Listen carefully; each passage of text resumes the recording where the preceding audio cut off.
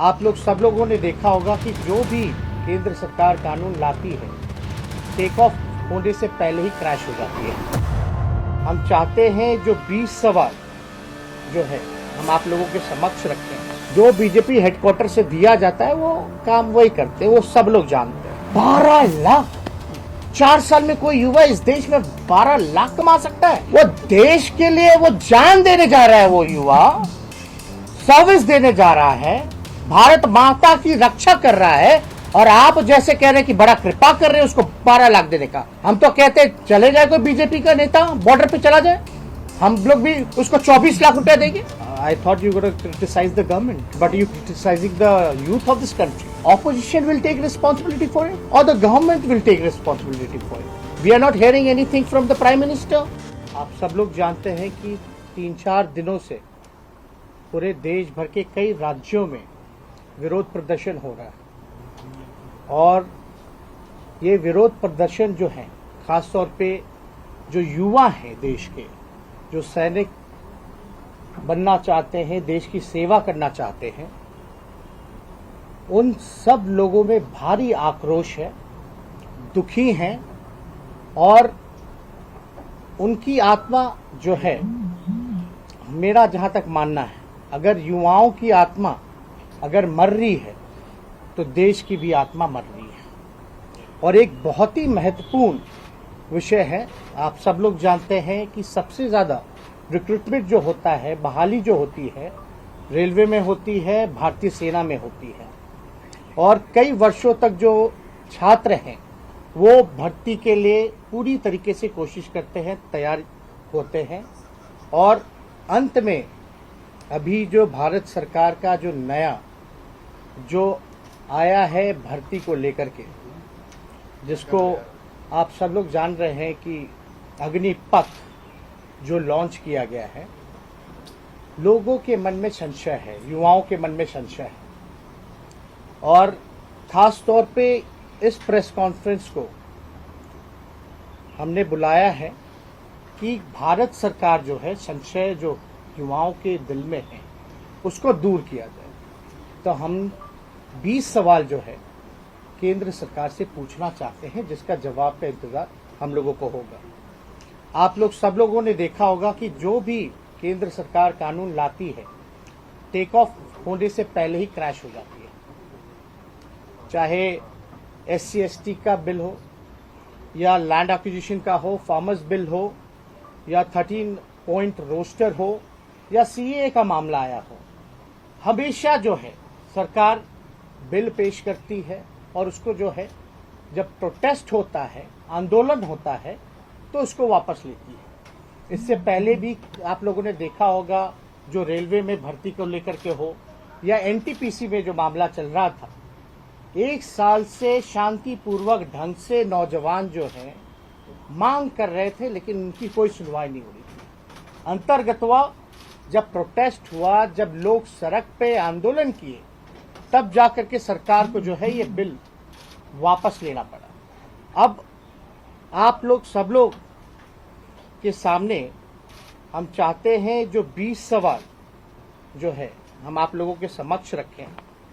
जो पहला जो सवाल है वो ये है, केंद्र सरकार बताए कि 4 साल के ठेके पर बहाल होने वाले अग्निवीरों को 1 वर्ष क्या नियमित सैनिकों की तरह 90 दिनों की छुट्टियां मिलेगी, अथवा नहीं, तो सरकार जो है स्पष्ट करे। आप लोग सब लोग जानते हैं कि जो नॉर्मल जो रिक्रूटमेंट होता है उसमें 90 दिन की जो छुट्टियां जो हैं वो सैनिकों को मिलती है, तो क्या इसमें उन सैनिकों को मिलेगा या नहीं मिलेगा, ये जो है सरकार जो है स्पष्ट करे। दूसरा सवाल, अग्निपथ योजना अगर न्याय संगत है तो इसमें ठेके पर अफसरों की भर्ती क्यों नहीं, केवल सैनिक ही क्यों? जब इतना आपका योजना इतना बेहतर है, सुंदर है, और सबके हित में है, तो ये केवल सैनिकों के लिए क्यों? अधिकारियों के लिए भी कीजिए, जो अफसर हैं, बड़े अफसर हैं, उनके लिए भी कीजिए। संविदा पर केवल सैनिकों को किया जाता है।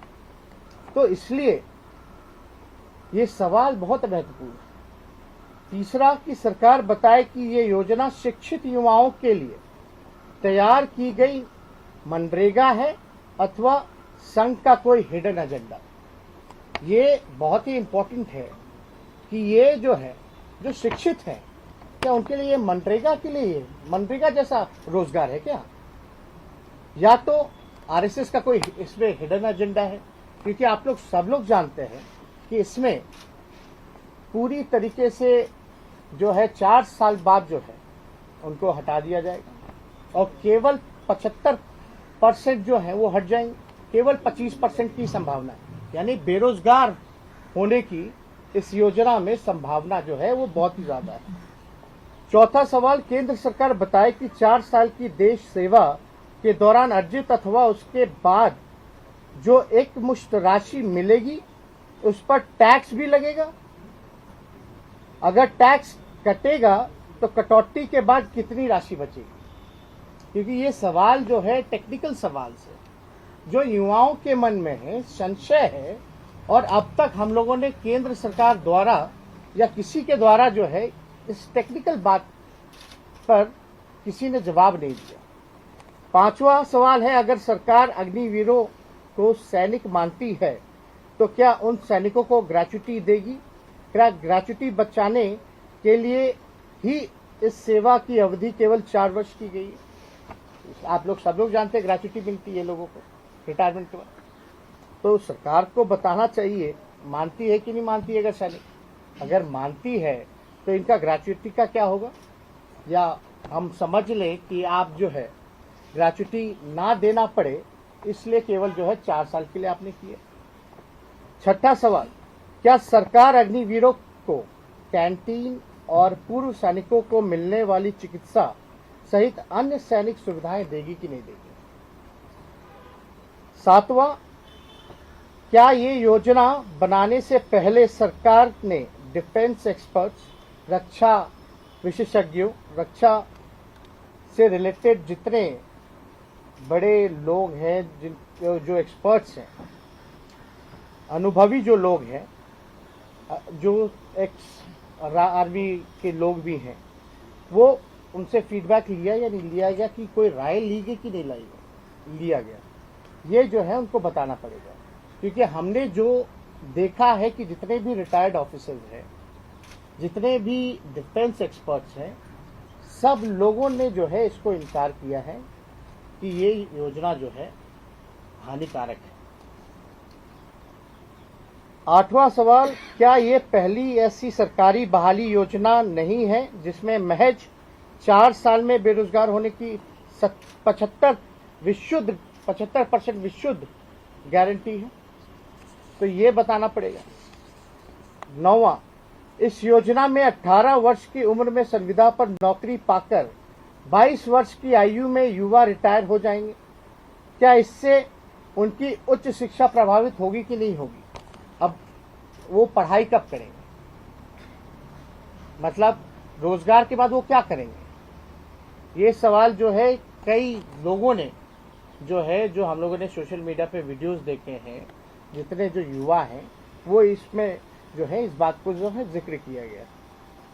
10वां, विश्लेषकों का मत है कि 70% प्राप्त एक बड़ी आबादी के 22 वर्ष की अल्प आयु में रिटायर एवं फिर से बेरोजगार होने से क्या देश में विधि व्यवस्था संबंधित समस्या उत्पन्न नहीं होगी?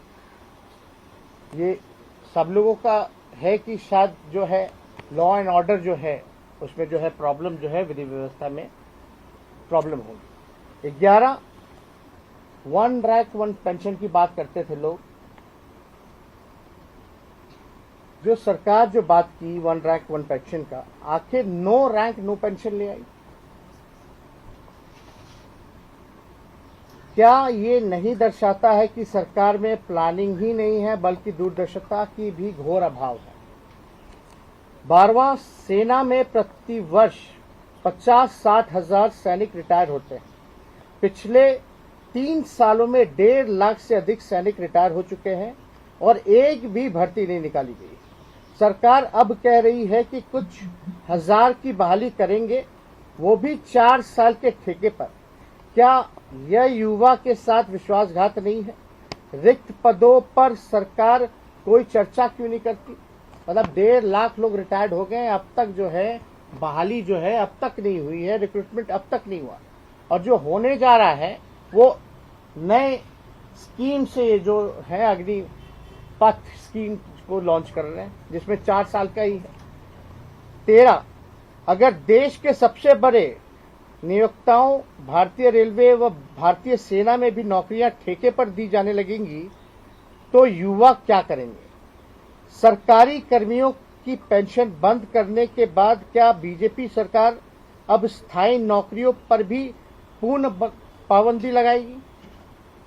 हमारा 14वां सवाल है, अगर भाजपा को ठेकेदारी प्रथा इतनी ही पसंद है तो क्या सबसे पहले बीजेपी के जितने मंत्री, सांसद, विधायक, पदाधिकारी अपने बच्चों को सरकारी नौकरी से इस्तीफा दिलवा दें?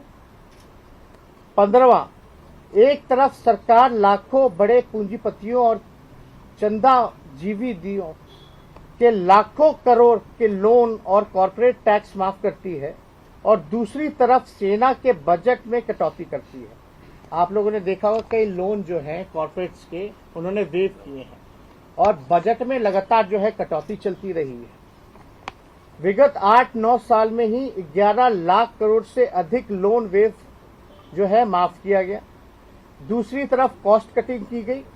नाम पर सेना में ठेकेदारी पर नौकरी दे रहे सेना भारत का सबसे गौरवशाली प्रतिष्ठान है।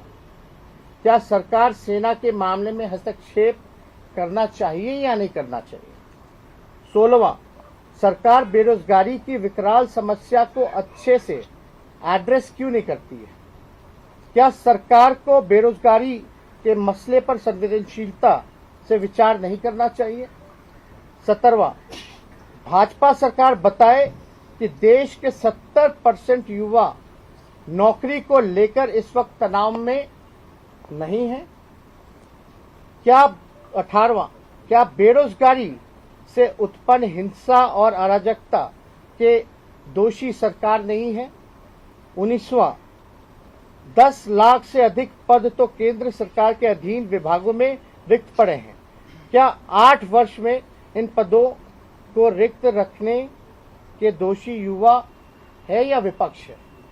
मतलब आप देखिएगा अभी भी केंद्र सरकार में 10 लाख नौकरियां जो हैं, पदे जो हैं वो रिक्त हैं, लेकिन दोषी जो है जब हिंसा उत्पन्न होती है, युवा आक्रोश में आते हैं तो विपक्ष को ठहरा दिया जाता है। और जो आखिरी जो सवाल है, क्या भारत सरकार ने युवाओं को 2 करोड़ नौकरी 2022 तक यानी 80 करोड़ रोजगार, प्रत्येक के खाते में 15-15 लाख धन और उनके जीवन में अच्छे दिन लाने का लोक लुभावन आश्वासन नहीं दिया था? आप सब लोगों ने देखा होगा कि भाजपा के सरकार ने कई बार बोला कि हम 2 करोड़ रोजगार देंगे, यानी आप कैलकुलेट कर लीजिए 8 साल से भी ज़्यादा हो गया है, कितने होने चाहिए। बिहार में जब हम लोगों ने 10 लाख का मुद्दा उठाया था, 10 लाख रोजगार देने का, तब इन्होंने कहा था कि 19 लाख रोजगार देंगे। अब तक बिहार में भी किसी को रोजगार नहीं मिला। तो ये सरकार को बताना चाहिए 15-15 लाख या अच्छे दिन जो हैं वो कब आएंगे। तो हमको लगता है कि महत्वपूर्ण विषय है जहां पूरे देश के लोग, खास तौर पे नौजवान परेशान हैं, निराश हैं, आक्रोश हैं, और हमारी मांग ये है केंद्र सरकार से कि इसको जो है वापस लिया जाए। युवाओं, देश जो है हमारा सबसे युवा देश है पूरे दुनिया में, और मैंने पहले भी आपको जैसे कहा कि अगर युवा की आत्मा अगर मर रही है तो देश की आत्मा मर रही है। ये गंभीर मसला है और सवाल ये भी पैदा होता है कि अभी जितने लोग हैं जो बहाल होना चाहते हैं, जो छात्र हैं, वो इनसिक्योर फील कर रहे हैं, वो टेंशन में हैं, तो सीमा पर रक्षा किस हिसाब से वो करेंगे? ये बड़ा एक जो है सवाल सरकार को इसका जवाब देना चाहिए। अगर इससे रिलेटेड अगर कोई सवाल आप लोगों के पास है तो आप लोग पूछ सकते हैं। एक प्रेस विज्ञप्ति भी आप सबको हम सॉफ्ट कॉपी उपलब्ध करा देंगे, जिसमें विस्तार से नेता प्रतिपक्ष ने बातें रखी हैं, जिसमें यह भी अपील की है। और वो चूंकि सवाल पूछना था आपके समक्ष, एक मिनट, आपके समक्ष सवाल पूछना था, इसलिए उस बात को सवाल के ही शक्ल में रखा गया। इन्होंने अपील भी की है प्रेस विज्ञप्ति के माध्यम से कि गांधी और लोहिया के मार्ग का अनुसरण करते हुए शांतिपूर्वक आंदोलन करें, प्रतिरोध जरूर करें। अब आपके जो सवाल हो पूछ सकते हैं, सवालों के संदर्भ में सवाल। सर, कल दानापुर पटना में जो हिंसा हुई उसमें सीपीआईएम लेफ्ट पार्टी के नेता इन्वॉल्वमेंट की बात आ रही है। नहीं, भारत बंद जो है वो कॉल किया गया था, उसमें किसी को नहीं। और कल भारत बंद था, उसमें जो है विपक्ष के लोगों ने युवाओं के साथ समर्थन दिया था। लेकिन आप सब लोगों को पता होना चाहिए कि ये कल ही घटना नहीं हुई है, इससे पहले 4-5 दिनों से ये हो रही है। और ये सिर्फ हम लोगों को ब्लेम कर देना बिहार में, आप बिहार की बात क्यों करें? क्या केवल बिहार में ही हो रही है? और राज्यों में नहीं हो रहा? और राज्यों में भी हो रहा? तो ये केवल वही तो हमने सवाल में पूछा कि ये पूरी तरीके से विपक्ष पे ही ठेकड़ा फोड़ दिया जाता है। आप वादा करते हो, सरकार में आते हो, लोग आपको चुनते हैं और आप आखिर में कहते हो जब युवा से किया गया वादा आप पूरा नहीं करते हैं, तब आप कहते हैं कि विपक्ष जो है वो जिम्मेदार है, विपक्ष भड़का रही है। अरे भाई, बिहार में भी उन्हीं की सरकार है, हर जगह आप देख रहे हैं कि भाई सब लोग जो है आक्रोशित है। बीजेपी सर साफ साफ आप लोगों का नाम ले रही है, कई मंत्री सांसद बोल रहे हैं कि इसके पीछे आरजेडी का हाथ है, लालू यादव, तेजस्वी यादव का हाथ है हिंसा भड़काने में। ये बड़ा ताजुब की बात है और बोलने के लिए बचा क्या है? ये सवालों का जवाब देना। अगर हम भड़का रहे हैं तो उनकी प्रशासन क्या कर रही है? एक second, there was a question. आप हिंसा के लिए किसको जिम्मेदार मानते हैं? सरकार को। सरकार को सरकार कह रही विपक्ष कर रहे हैं, क्योंकि सरकार हमने तो इसका जवाब दे ही दिया। और उसके पास कहने के लिए सरकार के पास है ही क्या? आप अपील करेंगे उन युवाओं से जो लोग आगजनी कर रहे हैं? अपील कर चुके हैं ऑलरेडी। हमारे राष्ट्रीय अध्यक्ष जी ने, लालू प्रसाद जी ने ट्वीट कर करके लोगों से अपील किया ही है, वो आप लोग सब लोगों के समक्ष होगा। सर, बिहार में व्यवस्था की आप बात कर रहे हैं, एक सरकार के दो घटक दल एक दूसरे के ऊपर ठिकरा फोड़ रहे हैं। एक कह रहा है कि संतुलन खो बैठे हैं, तो दूसरा कह रहा है कि लोगों को हम चिन्हित कर दिए जो हमारे घर पे हिंसा फैला रहे हैं। बीजेपी के नहीं, ये ताजुब है। आगजनी हो रही है, तो आखिर सरकार डबल इंजन की सरकार क्यों करते हैं? लेकिन विपक्ष का भी इसमें कहाँ पे अभी भूमिका इसमें ये स्वतः लोगों के मन में संशय था, आक्रोश उत्पन्न हुआ। क्या जब भी इस प्रकार का आंदोलन होता केवल विपक्ष को ठहरा दिया जाता? इससे पहले भी किसान आंदोलन हुआ, विपक्ष को ही ठहरा दिया गया। तो ये कहीं तरीके से जायज नहीं है।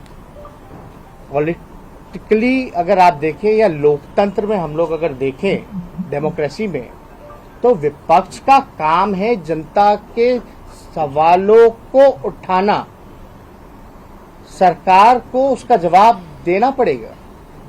और हमने कभी भी हिंसा भड़काने की बात नहीं की है। और हम लोग सब लोग लगातार इस मानने वाले लोग हैं कि हम लोग शांतिपूर्ण ढंग से हम लोग अपनी आवाज उठाते हैं। एक सेकंड, आशुतोष, इंडिया टुडे। मान लीजिए, चलिए लड़ाई होती रहेगी सरकार और विपक्ष की, जो तस्वीर आ रही है बिहार से वो बहुत अच्छी नहीं है। अब मुकदमे भी दर्ज होंगे, उन्हीं सारे युवाओं का करियर खराब हुआ। प्राथमिकता ऐसे समय पर सरकार के साथ साथ विपक्ष सबकी इस समय क्या होनी चाहिए? क्योंकि अगर ये और बिगड़ता है तो आपके राज्य के लिए भी स्थिति बहुत बेहतर नहीं होगी। देखिए, अभी जैसा मनोज जी ने भी कहा कि हम लोग लोहिया गांधी जी को मानने वाले लोग हैं और हम लोग लोगों से कहना चाहते हैं कि आक्रोशित है, वो जायज है, उनकी मांगे जायज है, लेकिन हिंसा का कभी भी समर्थन हम लोग नहीं करते और हिंसा से कोई फायदा होने वाला नहीं है। इसलिए हम लगातार इस बात को कह रहे हैं कि इसका एक ही समाधान है कि आप इन 20 सवालों का जवाब दीजिए, लोगों के मन में जो संशय है उसको दूर कीजिए। और ताजुब की बात है ना कि prime minister is silent on this issue. Narendra Modi ji क्यों नहीं आकर के जवाब देते हैं? उनको जवाब देना चाहिए। सेना मामले को लेकर बीजेपी और एक सेकंड एक मुकेश, मैं कोशिश करूंगा मैक्सिमम लोग। मुकेश केसरी जी, बिहार में जितना विपक्ष को जिम्मेवार माना जा रहा है उतना ही बीजेपी जेडीयू को जिम्मेवार मान रही है। इस पूरे बिहार में जो हिंसा हुई है, कह रही है कि नीतीश कुमार साइलेंट है, मूक दर्शक है। साथ ही 10 नेताओं को वाई श्रेणी की सुरक्षा मिल गई बीजेपी के नेताओं को, उसको लेकर भी जेडीयू कह रही नहीं, है उन्हीं की सरकार है, डबल इंजन की सरकार है और अपनी ही सरकार को वो कई बार क्रिटिसाइज कर रहे हैं, तो सरकार में क्यों बने हुए हैं फिर? यानी आपको कुर्सी जो है बहुत प्यारी है, मतलब अपने ही गवर्नमेंट को वो फेल बता रहे हैं। आज तक ऐसा कहीं नहीं हुआ, आज तक ऐसा कहीं नहीं हुआ। ही रेज्ड हिज हैंड फर्स्ट। एक बार सवाल रिलेटेड है, जेडीयू और बीजेपी आपस में ब्लेम गेम में लगे हुए हैं और तो इसकी जिम्मेदारी किसको लेनी चाहिए? आप इस ब्लेम गेम को किस तरह नहीं, ब्लेम गेम फॉर व्हाट? क्या कौन क्या ब्लेम कर रहे हैं? तो आप उनसे सवाल पूछिए। सरकार तो एक ही होती है, लेकिन ये जो ब्लेम गेम चल रहा है ये मुद्दा नहीं है, मुद्दा समाधान है।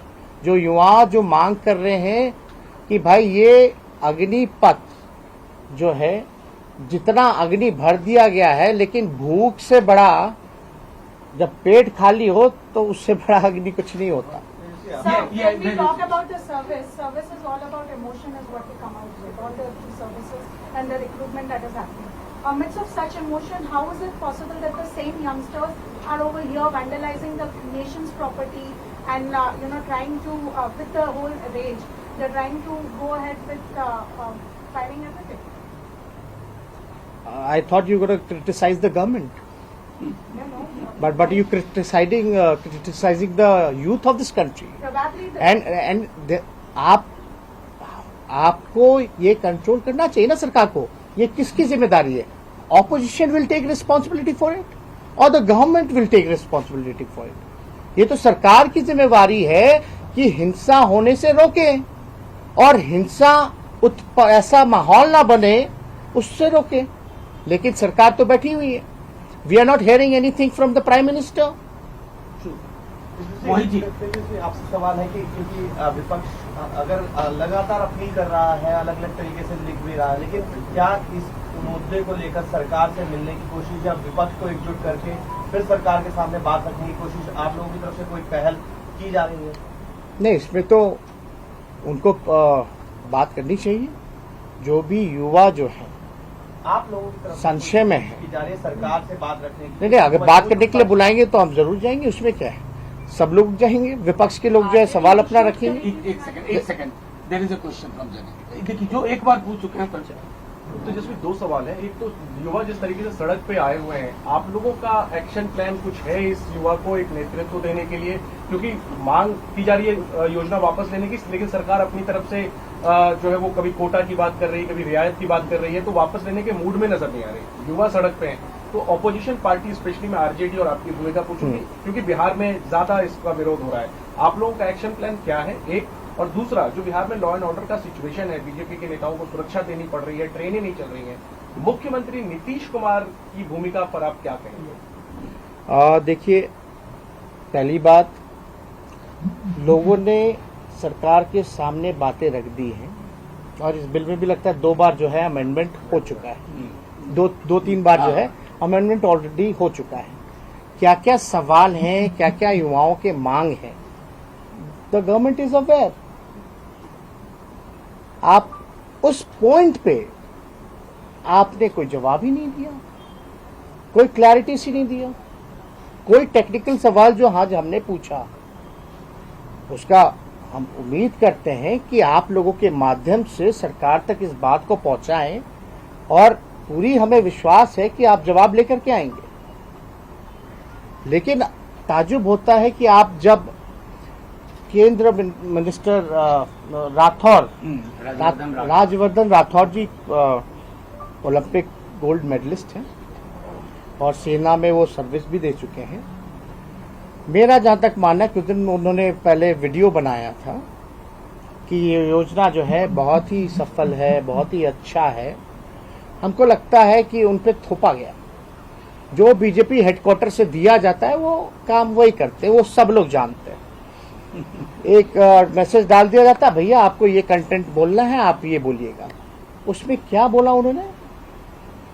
12 लाख 4 साल में कोई युवा इस देश में 12 लाख कमा सकता है? वो देश के लिए वो जान देने जा रहा है, वो युवा सर्विस देने जा रहा है, भारत माता की रक्षा कर रहा है, और आप जैसे कह रहे हैं कि बड़ा कृपा कर रहे हैं उसको 12 लाख देने का। हम तो कहते चले जाए कोई बीजेपी का नेता बॉर्डर पे चला जाए, हम लोग भी उसको 24 लाख रुपया देंगे, जाकर के दिखाए। ये क्या भद्दा मजाक है? तो हमको जहां तक लगता है राठौर जी को ऊपर से जो ऑर्डर आया वो उसका पालन कर रहे हैं। Should we call up now? नहीं, he has a question. Yashvi जी, नीतीश कुमार जी से आजकल कहा जाता है कि पॉलिटिकल रिकॉर्ड आपका अच्छा सुनेगा, क्या should he take lead and speak to the prime minister on this issue? नहीं, this is a irrelevance question, कोई मतलब नहीं है इस सवाल का।